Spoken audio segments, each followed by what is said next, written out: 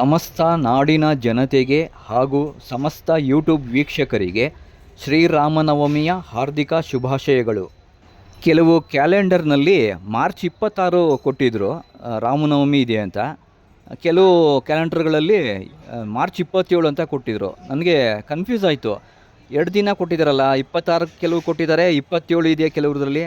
ನಾನು ನಿನ್ನೆ ಅಂದ್ಕೊಂಡಿದ್ದೆ. ಆಮೇಲೆ ನಮ್ಮ ಮನೆ ಹತ್ರ ಆಂಜನೇಯ ಸ್ವಾಮಿ ದೇವಸ್ಥಾನ ಇದೆ, ಅಲ್ಲಿ ನೋಡಿದ ಮೇಲೆ ಗೊತ್ತಾಯಿತು ಇವತ್ತಿಲ್ಲ, ಅದು ನಾಳೆ ಅಂತ, ಶುಕ್ರವಾರನೇ ಮಾಡೋದು ಶ್ರೀರಾಮನವಮಿ ಅಂತ ಅಂದ್ಕೊಂಡೆ.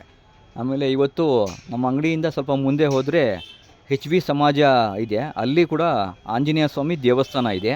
ಇವತ್ತು ಅಲ್ಲಿ ಬಹಳ ಅದ್ಧೂರಿಯಾಗಿ ಆಚರಣೆ ಮಾಡಿದರು ಶ್ರೀರಾಮನವಮಿನ. ಎಲ್ರಿಗೂ ಹೆಸರು ಬೇಳೆ, ಪಾನಕ, ಮಜ್ಜಿಗೆ ಎಲ್ಲ ಹಂಚಿದ್ರು ದೇವಸ್ಥಾನದಲ್ಲಿ. ತುಂಬ ಗ್ರ್ಯಾಂಡಾಗಿ ಮಾಡಿದರು, ಅಲಂಕಾರ ಎಲ್ಲ ತುಂಬ ಚೆನ್ನಾಗಿತ್ತು. ನಾನು ಬೆಳಿಗ್ಗೆ ಹೋಗಿದ್ದೆ 10:45 ಒಂದು ಸಾರಿ, ಆಗ ಇನ್ನೂ ಶುರು ಆಗಿರಲಿಲ್ಲ ಕಾರ್ಯಕ್ರಮ.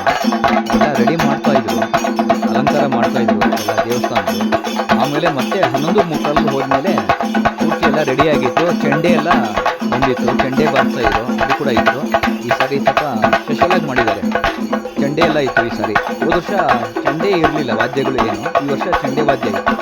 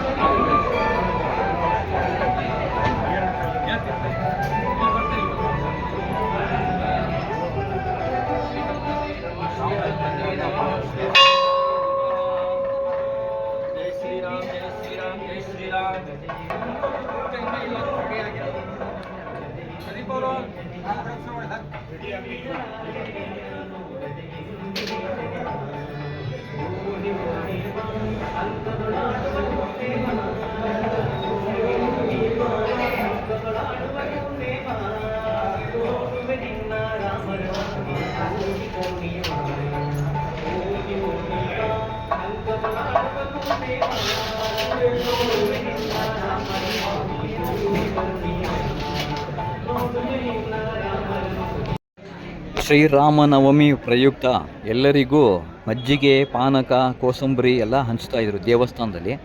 ಅದು ಕೂಡ ಒಂದು ವಿಡಿಯೋ ಮಾಡಿಕೊಂಡೆ, ಹೊರಗಡೆಯಿಂದ ಕೂಡ ಒಂದು ವಿಡಿಯೋ ಮಾಡಿದೆ. ಮತ್ತು ದೇವಸ್ಥಾನ ಪೂರ್ತಿ ಕವರ್ ಮಾಡಿ ಆಮೇಲೆ ನಾನು ಅಂಗಡಿಗೆ ಹೋಗಿದ್ದು. ಮತ್ತು ಅಲಂಕಾರ ಚೆನ್ನಾಗಿ ಮಾಡ್ತಾರೆ ಇಲ್ಲಿ ಪ್ರತಿ ವರ್ಷವೂ. ದೇವಸ್ಥಾನ ಚಿಕ್ಕದಾಗಿ ಇದ್ರೂ ಇಲ್ಲಿ ಪ್ರತಿ ವರ್ಷ ಬಹಳ ಅದ್ಧೂರಿಯಾಗಿ ಆಚರಣೆ ಮಾಡ್ತಾರೆ. ಹನುಮ ಜಯಂತಿ ಮತ್ತು ಶ್ರೀರಾಮನವಮಿ ಬಹಳ ಚೆನ್ನಾಗಿ ಆಚರಣೆ ಮಾಡ್ತಾರೆ ಈ ದೇವಸ್ಥಾನದಲ್ಲಿ. ರಾಮನಾಮ ಹಾಡಿರೋ ರಾಮ ಬರುವನು, ಅವನ ಹಿಂದೆ ಹನುಮನು ಇದ್ದೇ ಇರುವನು. ವಿಶ್ವರೂಪಿ ವಿಶ್ವವ್ಯಾಪಿ ರಾಮಚಂದ್ರನು, ವಿಶ್ವಕ್ಕೆಲ್ಲ ಮಾದರಿ ಶ್ರೀರಾಮನು. ಜೈ ಶ್ರೀರಾಮ್, ಜೈ ಹನುಮಾನ್. ಮನೋಜವಂ ಮಾರುತತುಲ್ಯ ವೇಗಂ, ಜಿತೇಂದ್ರಿಯಂ ಬುದ್ಧಿಮತಾಂ ವರಿಷ್ಠಂ, ವಾತಾತ್ಮಜಂ ವಾನರಯೂಧ ಮುಖ್ಯಂ, ಶ್ರೀರಾಮದೂತಂ ಶಿರಸಾ ನಮಾಮಿ.